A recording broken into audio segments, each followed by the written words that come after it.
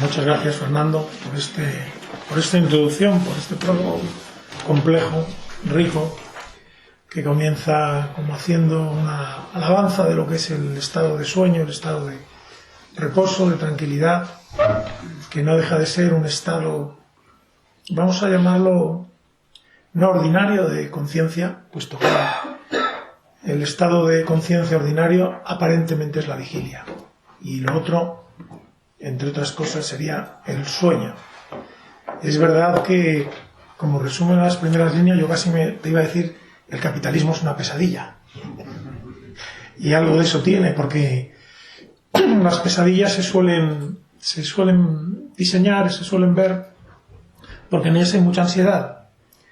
No hay descanso, sino que es algo que nos viene y nos provoca una perturbación nocturna y nos coloca en una posición de ansiedad. Todos los sueños, decía Freud, son representaciones de deseos, y quizá la pesadilla tenga que ver con el deseo frustrado. En realidad el capitalismo es como la suma de los deseos. Decía Cencillo, ¿no? ¿Te acuerdas de Luis Cencillo? Decía Cencillo, es como la suma de los pozos incolmables de deseos. Lo que todos deseamos, 1.000 millones de chinos, un vendedor de Marruecos, Fernando Sánchez Dragó, el que les habla a todos ustedes, tenemos unas expectativas en la vida de tener un coche, de tener un trabajo, de tener unos ingresos. La suma de todo eso sería el capitalismo, ¿no? Y buena pesadilla es esa, la verdad. Es una pesadilla que podrá arrasar el planeta y podrá arrasar todo lo demás. Efectivamente, en el sueño, por coger un poco la punta final que ha soltado con Lacan, en el sueño se viven probablemente las experiencias eróticas más profundas, porque, y digo eróticas y no sexuales solamente, ahora distinguiré un poco entre sueño erótico y sueño sexual, porque en el sueño hay un pitido extraño, porque en el sueño, como decía, desaparecen las censuras diurnas, y lo que ocurre en el sueño es que nuestro cerebro funciona, dicho de un modo muy simple, nuestro cerebro funciona de un modo distinto. Y aquella parte que está relacionada con el juicio, por llamarlo así, con el juicio lógico-racional, está, vamos a decirlo, dormida. Y aquella parte que está relacionada con las emociones está más despierta que nunca. Todo esto lo han descubierto después de 40 años Alan Hobson y sus equipos de neurocientíficos. La neurociencia ahora es como la nueva religión. No hay quien discuta contra la neurociencia y uno puede ser expulsado de cualquier facultad de filosofía por disentir de la neurociencia. Parece que la neurociencia tiene todas las verdades y la neurociencia nos ha permitido, entre otras cosas, observar, y esto es cierto, que hay zonas del cerebro que están activas por la noche y otras no. ¿Qué tiene que ver, grandes líneas, el sueño con el lema de este congreso? Llega a ser el que eres, yo diría, llega a ser el que eres Seat León o Seat Ibiza. Es casi una provocación publicitaria, ¿no? Que Nietzsche, que era ese gran publicista, aprovecha en Ecce Homo y dice, llega a ser el que eres. Y desde entonces todos hemos dicho llega a ser el que eres, pero ¿qué tienen que ver los sueños con llegar a ser el que eres? Pues que en los sueños, como dice Fernando, descubres facetas tuyas de quién eres y que tu propia censura, tu propia imagen diurna te impiden ver quién eres, ¿no? Es decir, tú puedes soñar cosas que te parecen increíbles y, por supuesto, están metaforizadas. Y ahora explicaré un poco cómo funciona el mecanismo del sueño para que se me entienda, y están mostrando quién eres. Por ejemplo, Claudio Naranjo me cuenta un sueño casi final donde se ve, Claudio Naranjo es el gran terapeuta gestáltico y creo que lo conocéis bastante, ¿no? Probablemente ha sido el terapeuta más importante del siglo pasado, ¿no? Porque es quien unifica la psicología gestáltica, la psiquiatría, el empleo de enteógenos y la espiritualidad. Y con eso hace una escuela que es el SAT, donde se intenta imitar las antiguas escuelas iniciáticas, básicamente de Grecia, como todo lo que se habla aquí, básicamente es griego, básicamente somos griegos todavía, y unifica todas estas escuelas. Bueno, pues Claudio Naranjo, a final de sus días, cuando le quedan 7 o 8 años de vida, tiene un sueño donde se ve, dice, vestido de macellaio, de carnicero, ¿no? Lo dice en italiano, está con su acompañante, que es italiano, entonces se ve vestido de carnicero y se ve despedazando cuerpos y se ve despedazando gente. Y me dice, yo no creí que pudiera todavía hacer esas cosas. ¿No se oye? No creí que pudiera todavía hacer esas cosas. No creí que fuera capaz de descuartizar a nadie.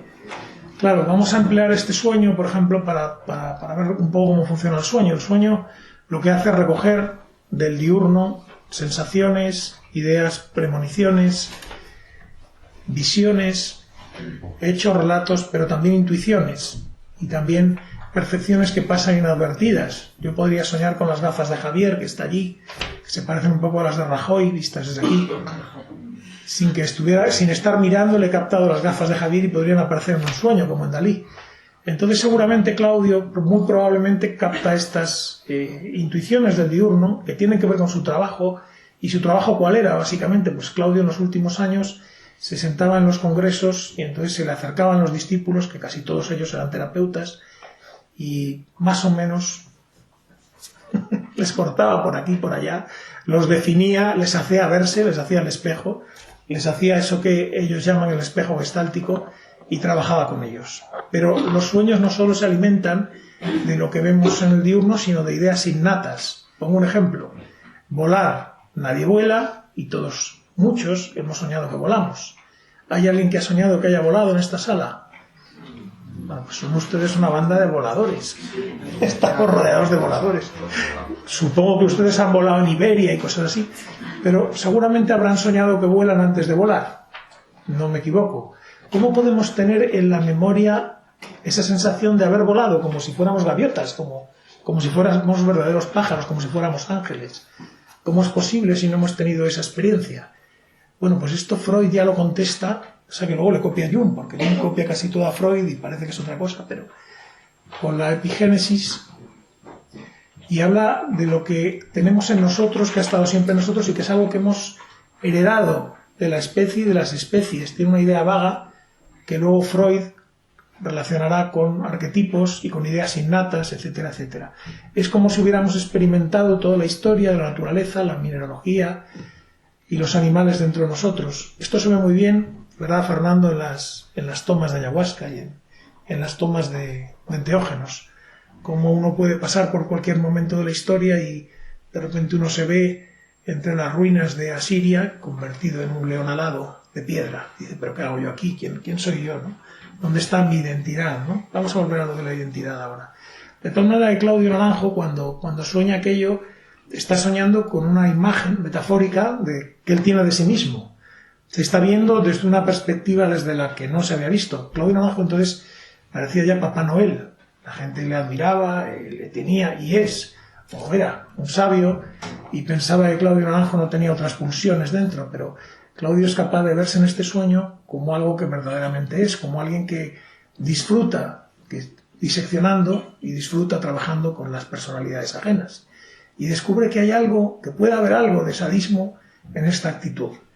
Y por eso dice, ¿cómo he podido yo soñar esto, Javier? ¿Cómo este sueño que tiene que ver conmigo? Yo creí que ya esas cosas habían pasado en mí. Todos soñamos todas las noches, todos ustedes han soñado esta noche. Supongo que solo algunos se acordarán de los sueños de esta noche, pero todos soñamos diversas veces a lo largo de la noche en algo que no está muy claro, que son las fases REM, ¿de acuerdo? Que ha sido uno de los dogmas pre-neurocientíficos y que luego la neurociencia en parte ha podido corroborar y en parte no. Entonces, me preguntaba Fernando, cuando soñamos también somos lo que somos. Claro, cuando soñamos no tenemos la censura y vemos partes nuestras que están ahí que normalmente no vemos en el diurno. Partes que nos pueden sorprender, como esta de Claudio Naranjo, ¿no? O como la de ser capaces de volar, o como la de desear matar a quien tenemos al lado, o como la de amar de una manera increíble a una vieja novia, etcétera, etcétera, ¿no? Es decir, el sueño captura el diurno, pero el sueño también reproduce algo que tenemos dentro y, por así decirlo, nos proyecta una historia, una narrativa. Nosotros vemos, yo suelo decir, quién será el guionista, porque como bien ha dicho Fernando, el guionista no somos nosotros somos vividos por el guión. Somos soñadores, soñados en realidad. Es como que el sueño nos sueña y en el sueño somos todo. Esto lo aplica Jung y lo aplica Peirce luego, pero en el sueño prácticamente somos todo lo que soñamos.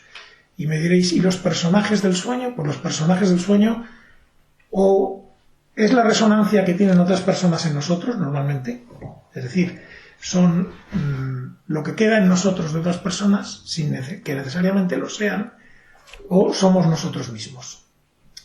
Entonces, el sueño, bien tratado, le va a dar muchísimas claves de quién es, le va a dar muchísimas claves de qué momento de su vida se encuentra.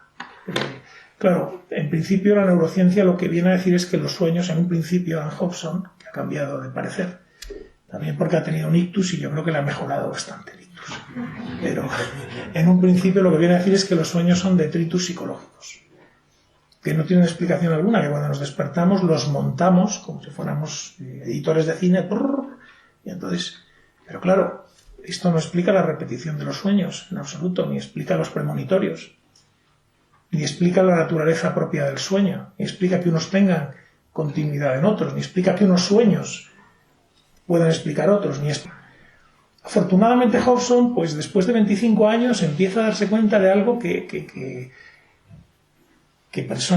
genios o que santos como Ben Arabi ven hace más de 2000 años, ¿no?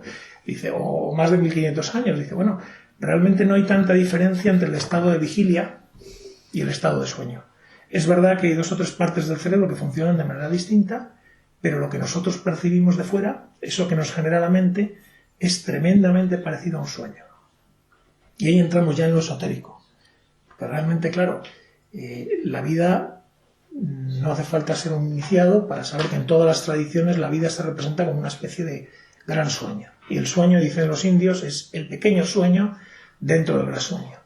Ben Arabi, que es un genio de la retórica, viene a decir que Dios nos ha regalado el sueño para que nos hagamos conscientes con una muerte nocturna de que primero vivimos en un sueño, segundo nos vamos a morir, tercero va a haber otra vida después de la vida. Todo eso lo ve Ben Arabi en una tubería que cae de un convento, entonces tienes como era Ben Arabi, ¿no? Que tiene esas elucubraciones y esas alucinaciones maravillosas que están llenas de contenido, ¿no? Entonces, al final, los sueños y la vida se parecen bastante, por eso también se puede aprender de los sueños. ¿Pero para qué sirven los sueños? Para traerlos al diurno, para traerlos a la vida real. Es decir, evidentemente tiene que decidir algo, el sueño tiene que servir para algo. Entonces, esta es la orientación práctica de la terapia de los sueños, ¿no? Donde alguien, en principio, viene como a toda terapia. Cuando alguien llega a un diván, ¿qué se le pregunta a esa persona? ¿Dónde le duele? Como los viejos médicos. ¿Dónde le duele a usted? ¿Qué le sucede? ¿Para qué estás aquí? Claro, porque tiene que tener un objetivo el que va, ¿no? Sin ser cognitivo-conductual, pero algo ocurre, ¿no? Muchas veces los que nos sentamos, porque yo también me siento en un diván hace 20 años y espero no levantarme hasta que me muera, no sabemos ni a qué vamos, como en las películas de Woody Allen, ¿no? Que te empiezas el psicoanalista sabe menos que el psicoanalizado, ¿no? Se ponen a discutir. Pero es fundamental hacerse esta pregunta y es fundamental entender en qué mundo estamos.